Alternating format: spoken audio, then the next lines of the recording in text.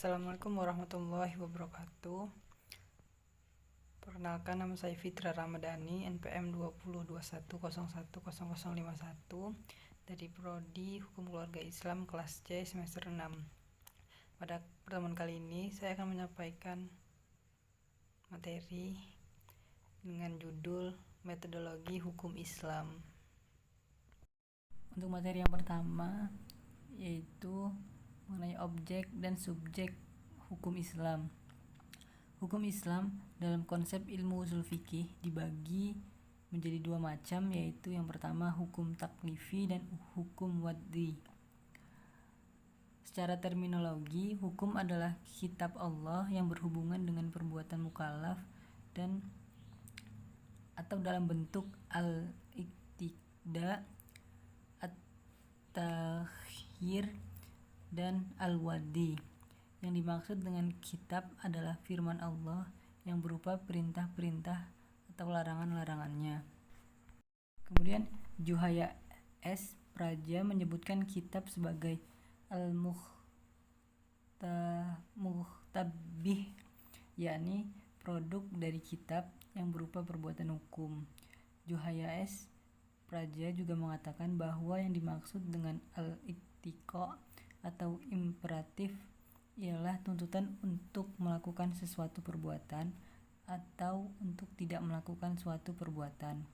Jika tidak dilaksanakan akan mendapatkan dosa dan siksaan, disebut dengan wajib, sedangkan tuntutan yang harus ditinggalkan jika dilakukan akan berdosa dan mendapat siksa disebut dengan haram.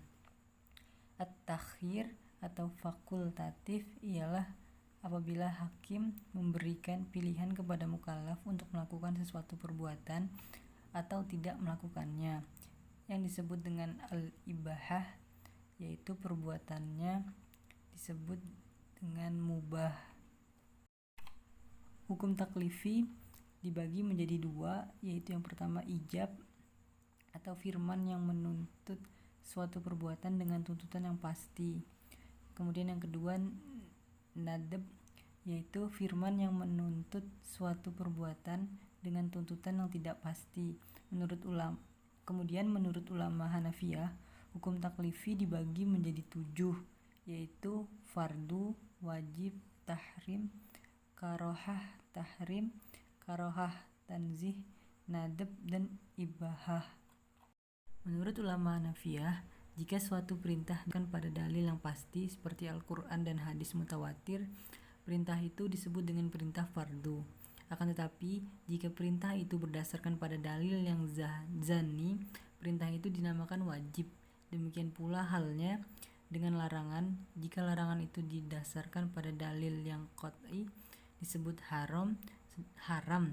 Sebaliknya, jika larangan itu didasarkan pada dalil yang zani, maka tergolong pada hukum makruh.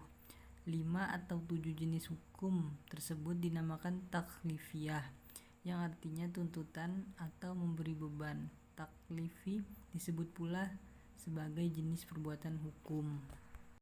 Kemudian hukum wad'i ialah firman Allah yang menjadikan sesuatu sebagai sebab adanya yang lain, atau musabab, atau sebagai syarat yang lain, atau masyrut, atau sebagai penghalang atau mani adanya yang lain.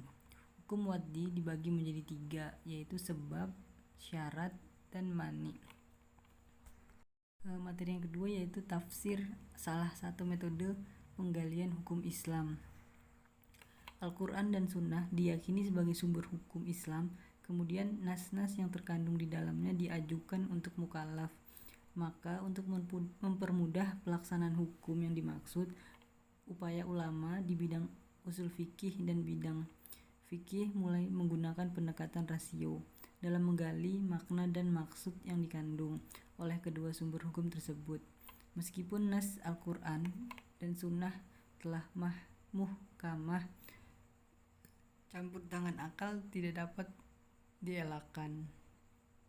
Al-Quran sebagai sumber hukum Islam, ada kalanya ayat-ayat tersebut saling menafsirkan karena adanya munasabah al-ayah, tetapi tidak jarang ayat-ayat tersebut membutuhkan hadis untuk menjelaskannya atau melalui pendekatan ijtihad yang sepenuhnya menggunakan rasio. Munasabah al-ayah merupakan cara kerja akal yang ijtihadiyah karena akal mengupayakan sekuat mungkin untuk mencari dan membentuk paradigma penafsiran tersebut. Yang ketiga yaitu ijtihad sebagai metode penggalian hukum Islam. Ijtihad berasal dari kata jahda yang artinya al-mayaqqah atau sulit, berat, susah, atau sukar. Menurut Rahmat Syafi'i, secara etimologis kata ijtihad artinya kesulitan dan kesusahan atau al-masyaqqah. Juga diartikan dengan kesanggupan dan kemampuan atau at-taqat. Kata juhda yang selanjutnya menjadi ijtihad diartikan sebagai pekerjaan yang dilakukan dengan sungguh-sungguh dan mengerahkan semua tenaga. Ijtihad ialah usaha maksimal untuk mendapatkan sesuatu. Jika tidak sungguh-sungguh, maka tidak dapat disebut ijtihad, melainkan takfir, berpikir biasa dan sederhana.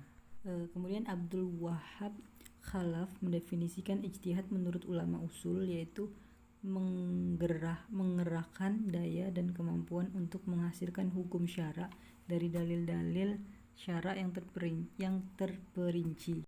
Dari definisi tentang ijtihad tadi dapat disimpulkan bahwa ijtihad itu adalah yang pertama pengerahan akal pikiran para fuqaha atau usuliyin. Yang kedua menggunakan akal dengan sungguh-sungguh. Kemudian yang ketiga berkaitan dengan hukum syar'i dan amaliyah. Yang keempat menggali kandungan hukum syar'i dengan berbagai usaha dan pendekatan. Yang kelima dalil-dalil yang dirinci sedemikian rupa sehingga hilang kezaniannya. Yang terakhir hasil ijtihad berbentuk fikih sehingga mudah untuk diamalkan. Baik teman-teman, mungkin hanya itu yang bisa saya sampaikan. Kurang dan lebihnya saya mohon maaf. Saya akhiri. Wassalamualaikum warahmatullahi wabarakatuh.